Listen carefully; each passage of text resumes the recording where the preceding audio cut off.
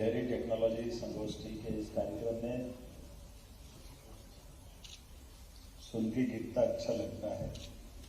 बाबा महाकाल की नगरी और हमारे देश की पहचान दुनिया में दूध दही की नदियां बहा जाती है, ऐसी माना जाता था। ऐसे में एक आज बहुत अद्वितीय दिन है जिस उज्जैन के इस विक्रम विश्वविद्यालय के इतिहास को लेकर के मंच पर विराजमान परम पूज्य बाल योगी उमेश नाथ जी महाराज, माननीय सांसद राज्यसभा, माननीय विधायक अनिल कालूहड़ा जी, माननीय कुलगुरु प्रोफेसर भारद्वाज जी, संभागायुक्त संजय गुप्ता जी, ईसी के मेंबर द्वय, मैं अपनी ओर से आप सबका स्वागत करता हूँ, अभिनंदन करता हूँ।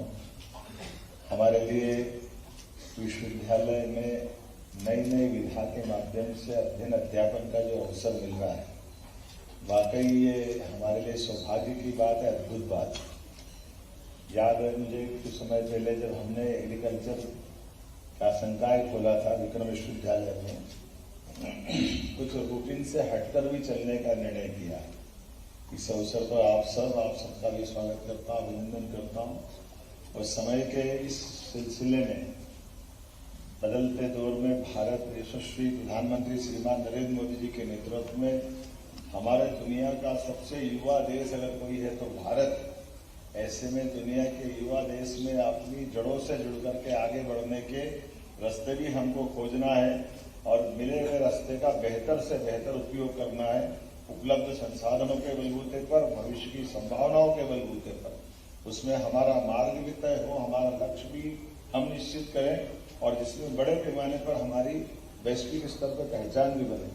मुझे इस बात की प्रसन्नता है, डेयरी टेक्नोलॉजी की अगर हम बात कर रहे हैं तो ये एक तरह से नया सब्जेक्ट रहेगा हमारे विक्रम विश्वविद्यालय के इतिहास के। अभी तक जबलपुर में जाना जाता था विक्रम विश्वविद्यालय भी उसका केंद्र बनेगा। इस प्रकार से कृषि संकाय को जोड़कर हमने बात कही है। हम सब जानते हैं कि मालवा बहुत समृद्ध है दूध उत्पादन में और डेयरी के सहकारिता के माध्यम से हमारे दुग्ध महासंघ मयूर साहब और हमारे बाकी मित्र बैठे हैं, लेकिन ये थोड़ी सी दुविधा थी कि हमारे डेयरी के अंदर ही डिप्लोमा चालू कर दे, तो हमने कहा डिप्लोमा मत चालू करो, डिग्री चालू करो, लेकिन विक्रम विश्वविद्यालय का बैनर को इसका आनंद अलग है। कन्फ्यूजन ये भी आ गया कि गुप्ता जी और हम लोग सब बैठे थे तो उन्होंने कहा जबलपुर वाले कहने लगे क्या हमारे यहाँ से ले जा रहे हैं। हमने कहा ले नहीं जा रहे हैं, आपका परिवार बढ़ा रहे हैं, जितनी जगह जरूरत होगी जहाँ जहाँ जरूरत है। वो गया जमाना कि किसी से कोई सुविधा छीन करके यहाँ वहाँ ले जाए। राज्य के मुख्यमंत्री होने के नाते से स्वाभाविक रूप से मेरा उत्तरदायित्व है हमारे लिए जितने प्रकार से हमारे मित्र युवाओं को संभावना हो उस सब क्षेत्र में बढ़े। और ये कई सारी व्यवस्थाओं के लीक से हटके चलने के भी हम खिलाफ, लीक से हटके चलने खिलाफ नहीं, उसमें हिम्मत दिखाने का काम कर रहे हैं। जैसे एग्रीकल्चर के आमतौर पर एग्रीकल्चर यूनिवर्सिटी और एग्रीकल्चर कॉलेज ये बहुत लिमिटेड है। हमने कहा ये ऐसी एक बाधा है जिस बाधा को हटाने की जरूरत है। एग्रीकल्चर विश्वविद्यालय माना कि वो अपना बहुत अच्छी बात है, उनकी अच्छी भूमिका। हमारे पास 2 विश्वविद्यालय, लेकिन आज की स्थिति में हमारे जो गवर्नमेंट विश्वविद्यालय है वो लगभग कितने 4 हो गए, कितने हो गए 4 हमारे विश्वविद्यालय हैं। और अभी आने वाले समय में वैसे तो सरकारी विश्वविद्यालय 16 है और 52 प्राइवेट यूनिवर्सिटी है। 52 में से अधिकांश एग्रीकल्चर सब पढ़ा रही है, तो सरकारी क्यों नहीं पढ़ाना चाहिए? सरकारी में भी पढ़ाना चाहिए। जब कृषि आधारित हमारा प्रदेश है, कृषि में फूड बास्केट है, भारत में सबसे ज्यादा अब गेहूं उत्पादन करने वाला हमारा राज्य का स्थान बना है।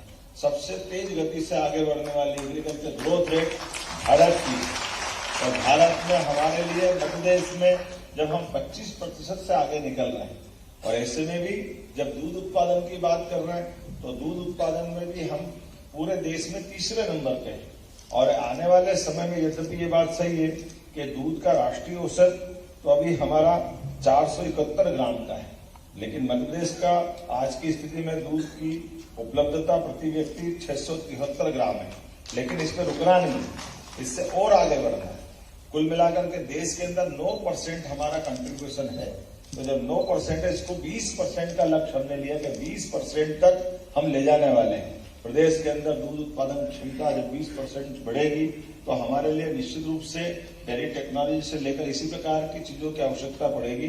जब हम दूध के उत्पाद को अपने प्रसंस्करण की तरफ ले जाएंगे, उनके बने हुए वैल्यू एडिशन के आधार पर अपने यहाँ न केवल आय बढ़ाने का, बाकी उपलब्ध संसाधनों के बलबूते प्रदेश को आगे बढ़ाने का बेहतर अवसर ढूंढेंगे।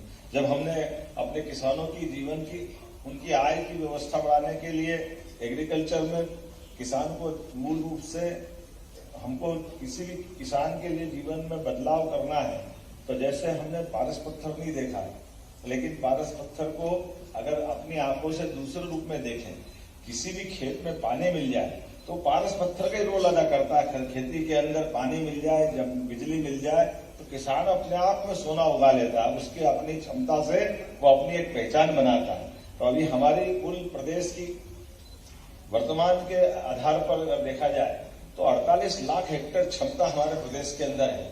हमने तय किया कि 5 साल के अंदर 1 करोड़ लाख हेक्टेयर क्षमता मध्य प्रदेश में सिंचाई का बढ़ाएगी।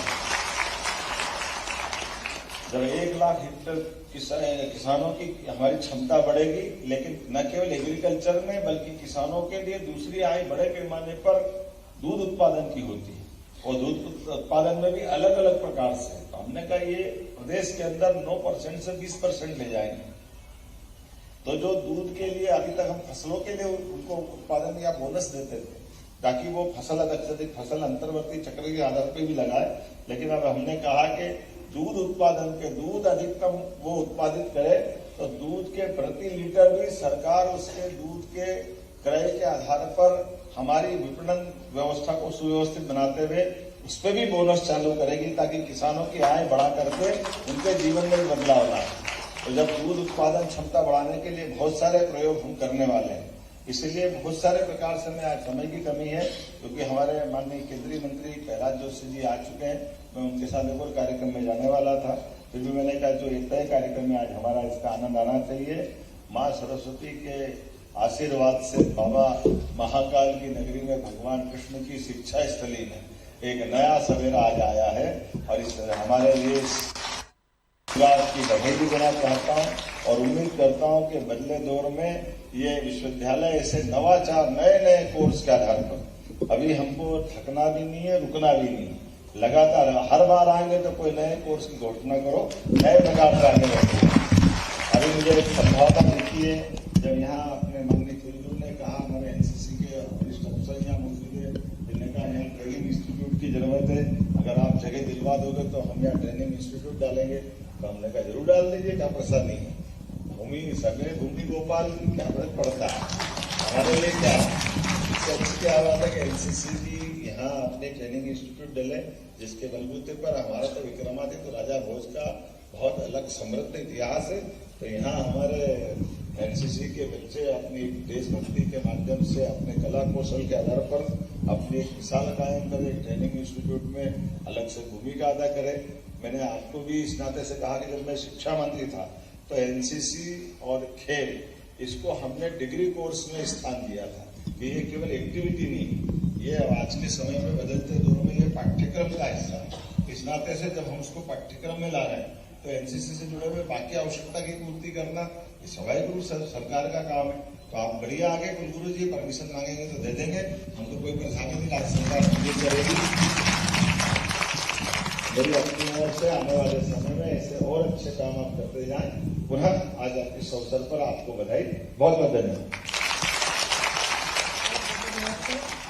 आप हमारे प्रेरणा स्रोत हैं। विक्रम विश्वविद्यालय इस बात के लिए कृत संकल्प है कि अपने सपनों को बिल्कुल साकार करेगा, निरंतर करेगा। और बिना किसी औपचारिकता के मैं आभार प्रदर्शन हेतु कुल सचिव जी को